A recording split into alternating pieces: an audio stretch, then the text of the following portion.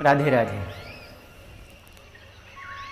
बंधुओं, आज प्रातः काल में ही मैं अपने फ़ोन में व्हाट्सएप खोल के जब लोगों के मैसेज पढ़ रहा था तो उसमें एक बाहर के भक्त उन्होंने प्रश्न किया कि महाराज जी, मैं बहुत प्रयास करता हूँ, भगवान का भजन करता हूँ, नाम जप करता हूँ, खूब दर्शन करता हूँ, सेवा करता हूँ, लेकिन भगवान का साक्षात्कार मुझे आज तक नहीं हुआ। और उनके जो कहने का तरीका था बहुत भावपूर्ण था। उन्होंने कहा, प्रभु आज तक मुझे भगवान की अनुभूति भी नहीं हुई। कह रहे थे, बोले महाराज जी, क्या मुझे भी भगवान के कभी दर्शन होंगे? क्या श्री ठाकुर जी मुझे दर्शन देने आएंगे? तो बंधुओं, उनका ये प्रश्न मुझे बहुत अच्छा लगा, इसीलिए मैं ये वीडियो बना रहा हूँ ताकि आप लोग भी श्रवण कर सकें कि क्या हमें भी भगवान मिलेंगे, क्या हमें भी ठाकुर जी दर्शन देने आएंगे। मैं आपको बताऊं, यदि आपके अंदर भक्ति है, यदि आपके अंदर प्रेम है, तो श्री ठाकुर जी अवश्य आपको दर्शन देंगे। इसमें 0.1% भी संदेह मत कीजिए कि भगवान आपको दर्शन देने नहीं आएंगे, अवश्य आएंगे। क्योंकि हम सतयुग, द्वापर और त्रेता की बातें नहीं करेंगे, हम कलयुग में हैं और इसी कलयुग की बात करेंगे।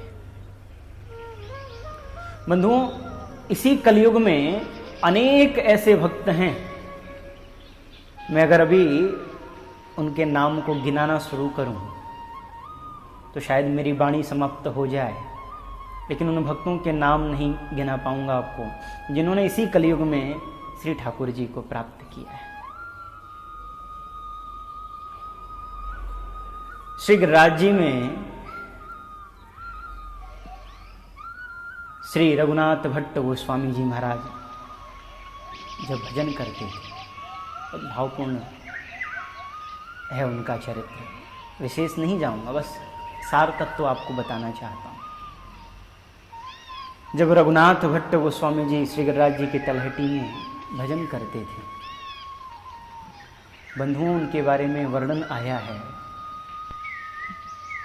कि 24 घंटों में मात्र वो 2 घंटा विश्राम करते थे, बाकी बचे 22 घंटे वो केवल नाम जप करते थे, श्री राधा नाम जप करते थे, ठाकुर जी के नाम का सतत निरंतर जप करते रहते थे। चाहे सर्दी हो, चाहे वो गर्मी हो, आंधी हो, तूफान हो, एक सूखा सा वृक्ष था, उसी के नीचे बैठ करके सतत जप करते थे। उनके जप का जो प्रभाव था वो कैसा था बंधुओं? ज्येष्ठ का महीना जब आता था, भयंकर धूप, चिलचिलाती गर्मी एकदम, रघुनाथ भट्ट गोस्वामी जी महाराज वृक्ष के नीचे बैठ करके और किशोरी जी के नाम का जप करते थे। जब वो जप करते थे, उनके बारे में वर्णन आया है, एकदम सत्य घटना है। श्री रघुनाथ भट्ट गोस्वामी जी ज्येष्ठ के महीने में जब भयंकर दोपहरी में भजन करते थे, साक्षात श्री राधा रानी प्रकट हो जाती थी और किशोरी जी प्रकट होकर के रघुनाथ भट्ट गोस्वामी जी के पीछे खड़े हो जाती और अपने आंचल की छांव रघुनाथ भट्ट गोस्वामी जी के ऊपर करती थी, अपने आंचल की छांव रघुनाथ भट्ट गोस्वामी जी पर करती थी। क्यों करती थी? क्योंकि रघुनाथ भट्ट गोस्वामी जी संपूर्ण तरीके से किशोरी जी पर आश्रित थे। रूप सनातन गोस्वामी जी कदम्ब टेर पर भजन करते थे, श्री रूप गोस्वामी जी महाराज जब वहाँ भजन करते, उनके छोटे भाई श्री सनातन गोस्वामी जी एक बार उनके यहाँ आए। सनातन गोस्वामी जी ने आकर के रूप जी को प्रणाम किया। श्री रूप गोस्वामी जी के हृदय में इच्छा जागृत हुई, मैं अपने छोटे भाई को खीर खिलाऊं, खीर खिलाऊं। बाबा बैरागी कहाँ से खीर लाए? उनके हृदय में ये इच्छा जागृत हुई। तभी महाराज एक छोटी सी कन्या, 8 से 10 वर्ष की अवस्था की छोटी सी बालिका, अद्भुत सौंदर्य उसके, अद्भुत तेज, एक पात्र को वस्त्र से ढक करके लेकर के आई। बाबा, आज मेरी मैया ने घर में खीर बनायो।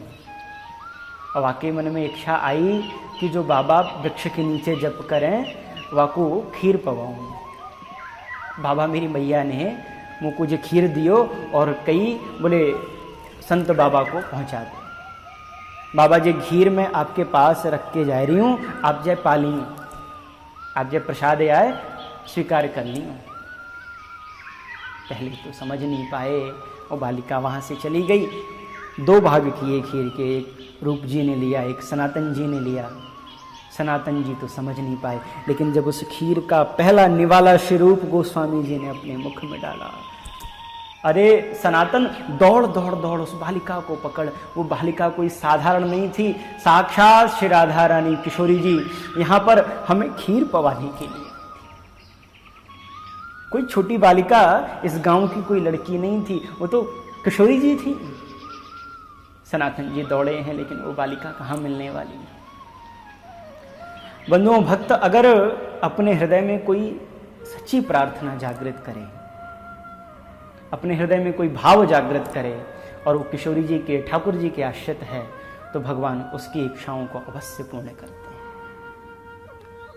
आवश्यकता है, यदि आप भगवान का साक्षात्कार करना चाहते हैं तो 99% भी नहीं चलेगा। हाँ, 100% अपने आप को 100% समर्पित कर दीजिए भगवान के चरणों में, अवश्य आपको दर्शन देंगे, विश्वास रखिए।